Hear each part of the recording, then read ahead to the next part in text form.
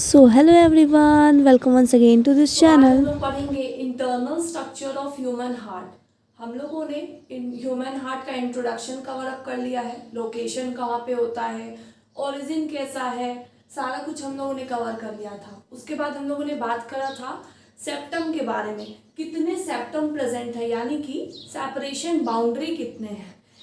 Atria atria के बीच में था, वेंट्रिकल्स वेंट्रिकल्स के बीच में था, और एट्रिया वेंट्रिकल्स के बीच में था। तीन सेपरेशन बाउंड्री प्रेजेंट थे ह्यूमन हार्ट में। आज हम लोग पढ़ेंगे internal structure of human heart, यानी कि पूरा इंटरनली कैसा दिखता है ह्यूमन हार्ट, है ना। कौन से वेल्व्स प्रेजेंट होते हैं, कैसा, सब कुछ अच्छे से पढ़ेंगे। पहले हम लोग क्या करेंगे, ह्यूमन हार्ट के डायग्राम को बनाएंगे, फिर समझेंगे। तो देखो,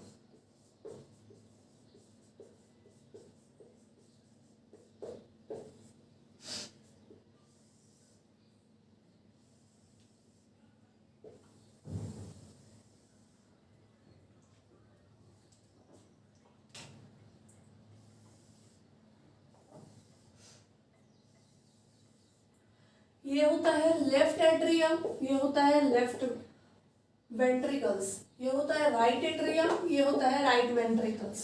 यानी कि मैंने ये बताया था आपको, अगर left atrium right atrium separated है, सेपरेशन बाउंड्री जो ये दिख रहा है, इसको हम लोगों ने नाम दिया था इंटर एट्रियल सेप्टम। यानी कि ये सेप्टम प्रेजेंट क्यों होता है, मैंने ये बताया था कि मिक्सिंग ना हो जाए, ऑक्सीजनेटेड ब्लड अलग रहे, डीऑक्सीजनेटेड ब्लड अलग रहे, इसलिए क्या प्रेजेंट होता है, boundary, that is inter atrial septum. अगर दोनों वेंट्रिकल्स के बीच में बाउंड्री है, यानी कि दोनों वेंट्रिकल्स को सेपरेट करने के लिए बाउंड्री है, उसको हम लोगों ने नाम दिया था इंटर वेंट्रिकुलर सेप्टम, है ना। अब एट्रिया वेंट्रिकल के बीच में भी तो बाउंड्री होना चाहिए। अब ये दोनों तो सेपरेट हो गया, अब इसको सेपरेट नहीं करेंगे तो क्या होगा, ऑक्सीजनेटेड ब्लड डीऑक्सीजनेटेड ब्लड आपस में मिक्स कर जाएगा, है ना। बट ह्यूमन हार्ट में तो ऐसा होता नहीं है। हम लोग में क्या होता है, पूरा ऑक्सीजनेटेड ब्लड अलग चलता है, डीऑक्सीजनेटेड ब्लड अलग चलता है, इसीलिए इसको भी सेपरेट करना जरूरी है ना। तो राइट साइड ले लो या लेफ्ट साइड ले लो, कोई भी साइड ले लो, एट्रिया और वेंट्रिकल को भी सेपरेट करना जरूरी है। तो इसके लिए क्या होता है, एट्रियो वेंट्रिकुलर सेप्टम, है ना।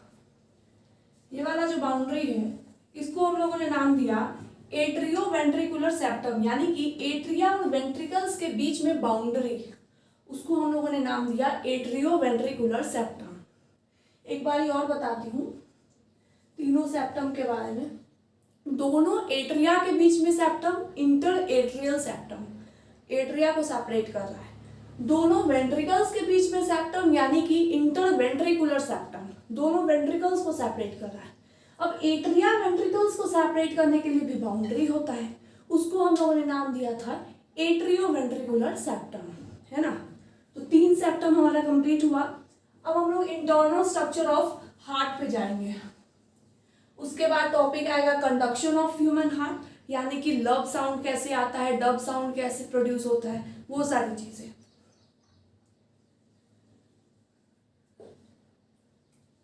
सेप्टम वाला टॉप डायग्राम को बिठाती हूँ, अब मैं internal structure of human heart बना रही हूँ। ह्यूमन हार्ट का इंटरनली कैसा दिखता है ना। देखो, इसके बीच में क्या होता है, वैल्व्स प्रेजेंट होता है। राइट एट्रियम राइट वेंट्रिकल्स के बीच में वैल्व्स प्रेजेंट होता है, जिसको हम लोगों ने नाम दिया ट्राइकस्पेड वैल्व। अब वैल्व का मतलब क्या होता है, मैंने बोल तो दिया ट्राइकस्पेड वैल्व प्रेजेंट होता है, बट वैल्व होता क्या है।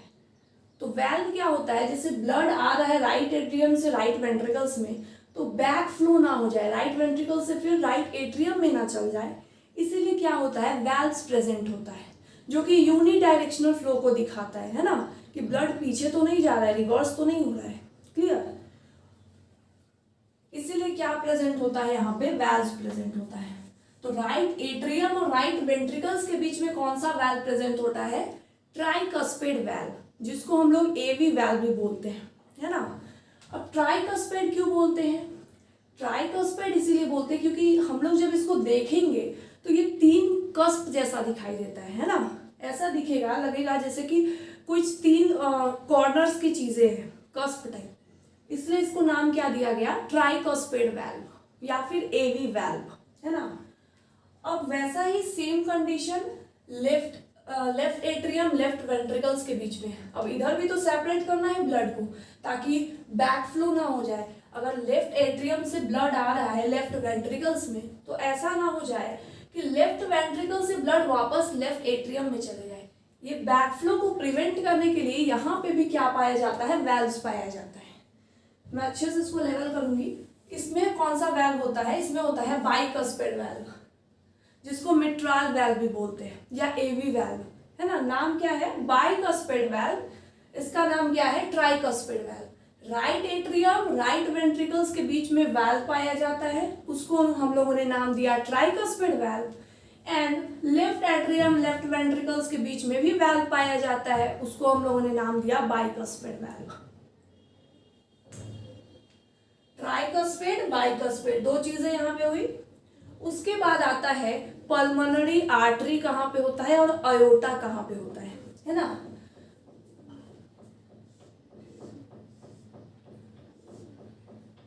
ये क्या है, superior vena cava inferior vena केवा। मैं डायग्राम बनाती हूँ एक बारी और अच्छे से समझ में आएगा। ये क्या होता है, ये होता है सुपीरियर वेना केवा और नीचे वाला क्या होता है, इंफीरियर वेना केवा। अब यहाँ पे क्या होता है, superior vena cava inferior vena केवा, यहाँ दोनों क्या रिलीज करता है, डीऑक्सीजनेटेड ब्लड, जो कि जाता है राइट एट्रियम में। अभी मैं पूरा डबल सर्कुलेशन नहीं समझा रही हूँ, सिर्फ बता रही हूँ कि ये काम क्या करता है ना। तो इसका फुल फॉर्म हो जाएगा सुपीरियर वेना केवा, सुपीरियर वेना केवा, एंड आईवीसी का फुल फॉर्म हो जाएगा इंफीरियर वेना केवा। तो superior vena cava inferior vena केवा का लोकेशन पता चला। इसको हम लोगों ने नाम दिया ट्राइकस्पेड वेल्व। ट्राइकस्पेड वेल्व हम लोगों ने क्यों नाम दिया था, क्योंकि ये कैसा दिखता है, थ्री कस्प जैसा दिखता है, इसलिए हम लोगों ने नाम दिया ट्राइकस्पेड वेल्व या फिर AV valve. Left atrium left ventricles के बीच में भी एक वाल्व पाया जाता है, इसको हम लोगों ने नाम दिया बाइकस्पेड वेल्व या फिर मिट्रल वेल्व या फिर एवी वेल्व। ये सब बस एक एक नाम है, एक ही चीज है, बस नाम डिफरेंट है। अब एवी वेल्व क्यों बोला जा रहा है दोनों को, क्योंकि ये अगेन एट्रिया और वेंट्रिकल्स को सेपरेट कर रहा है, इसलिए क्या बोले, एट्रियो वेंट्रिकुलर वेल्व, है ना। एवी वेल्व इसलिए कलेक्टिव नेम दिया गया है ट्राइकस्पेड को भी और बाइकस्पेड को भी। क्लियर। अब हम लोग बनाते हैं पल्मोनरी आर्टरीज का और आयोटा का डायग्राम।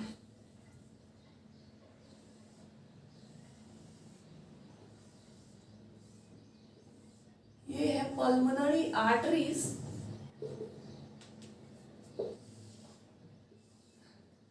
एंड ये है आयोटा।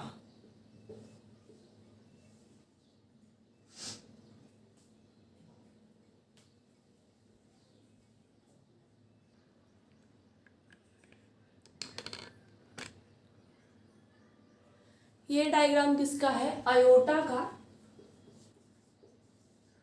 और ये डायग्राम है पल्मोनरी आर्टरीज का।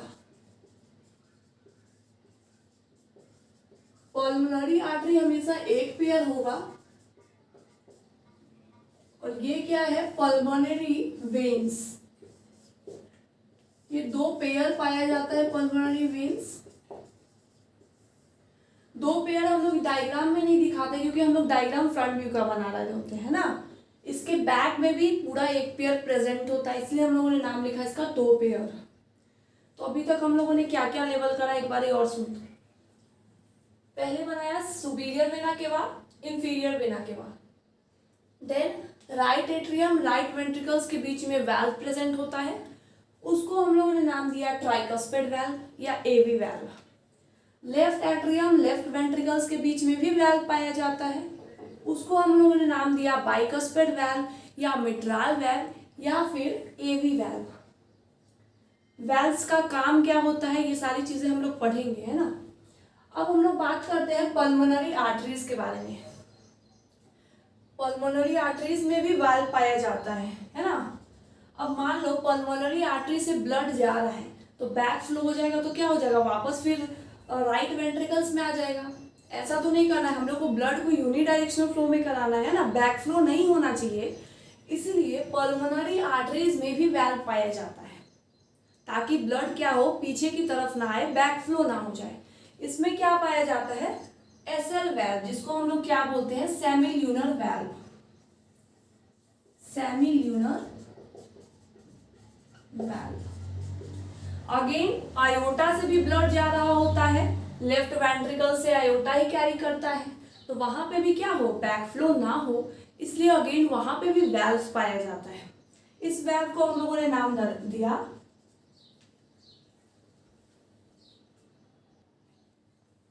इसको भी हम लोगों ने नाम दिया एसएल वाल्व। ये भी क्या प्रिवेंट कर रहा है, बैक फ्लो को प्रिवेंट कर रहा है।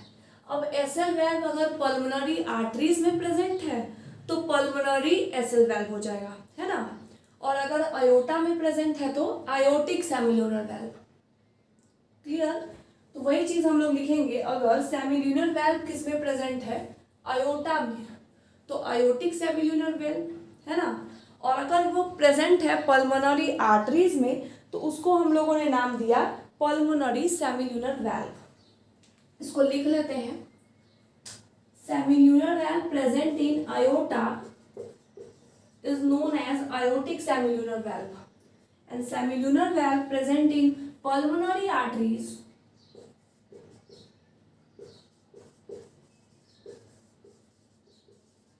is known as pulmonary semilunar valve.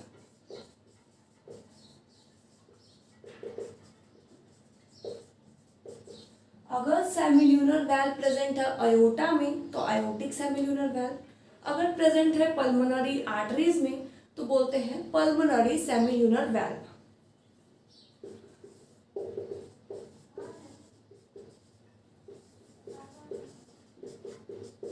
अभी एक बार हम लोग पूरा रिवाइज करेंगे कहाँ कहाँ क्या लिखा गया है, फिर आगे बढ़ेंगे। तो ह्यूमन हार्ट का डायग्राम कैसा बना है, पहले तो हम लोग को डब्बा बना लेना है 4, left atrium left ventricles, right atrium right ventricles, इतना तो क्लियर है। इसके बाद हमने बनाया, पहले मैंने सारे सेप्टम के बारे में आपको ऑलरेडी डिस्कस कर रखा था, है ना। एट्रियम के बीच में सेप्टम, वेंट्रिकल्स के बीच में सेप्टम, एट्रिया और वेंट्रिकल्स के बीच में सेप्टम।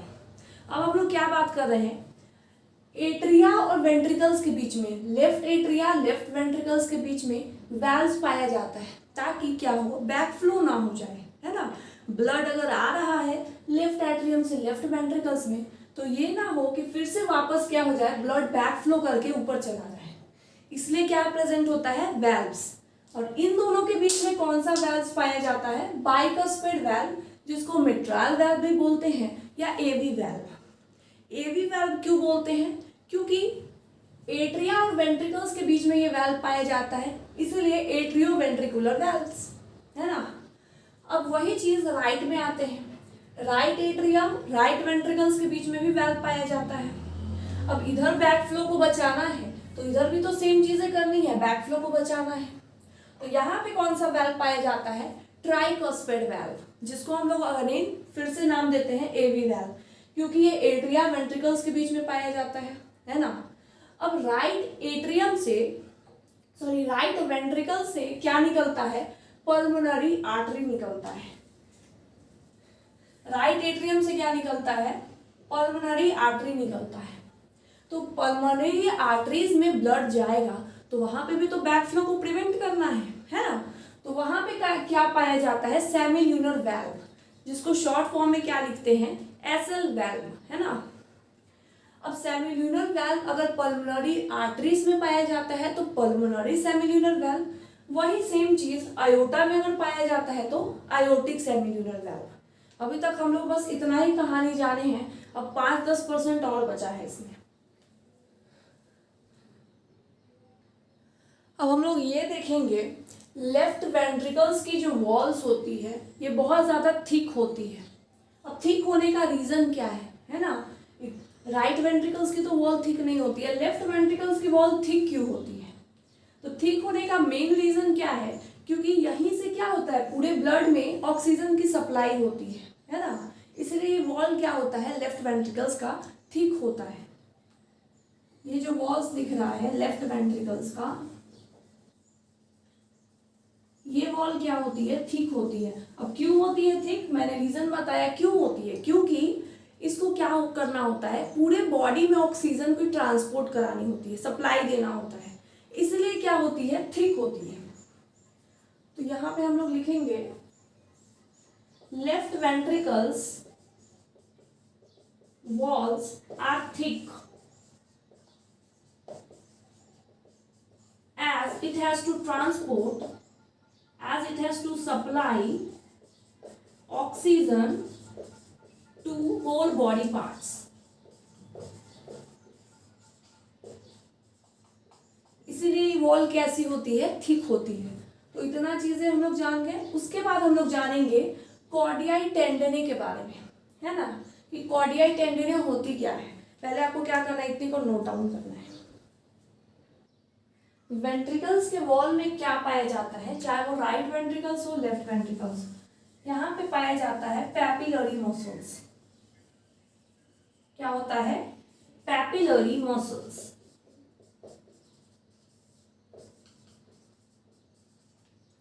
और देखो ये जो ट्राइकस्पिड है बाइकस्पिड है, क्लियर, ये जो ट्राइकस्पिड है बाइकस्पिड है, इसको होल्ड करने के लिए क्या होता है, कॉर्डियाई टेंडने होता है, ताकि ये इंश्योर करे, ये इसको खींच के रखता है, ताकि ऐसा ना हो कि थोड़ी देर बाद ये रिलैक्स हो जाए फिर कोई काम ही ना करे। इसीलिए ये इंश्योर करने के लिए यहाँ पे क्या होता है, कॉर्डियाई टेंडने होता है। देखो ऐसा पाया जाता है,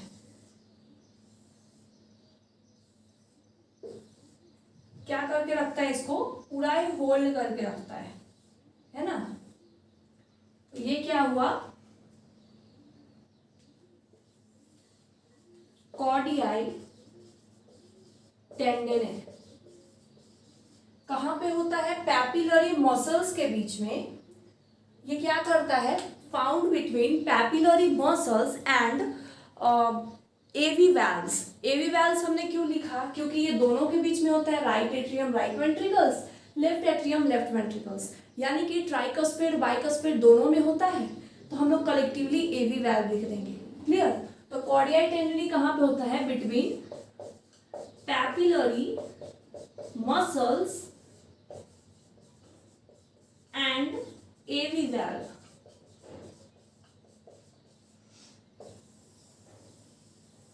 तो हमारा क्या हुआ, पूरा internal structure of human heart complete होता है। हम लोग अब स्टार्ट करेंगे नेक्स्ट लेक्चर से कंडक्टिंग सिस्टम ऑफ हार्ट, है ना, कि कैसे पूरा कंडक्शन प्रोसेस चलता है वो बात करेंगे। तो आपको क्या करना है, इसको एकदम अच्छे से बनाना है। आपको समझ में आ रहा होगा मैंने कौन सी चीज़ें कहाँ पे लोकेट करी है ना। अगर कोई डाउट है आप प्लीज़ मुझे कमेंट में बता सकते हो, I will definitely answer. Thanks for watching.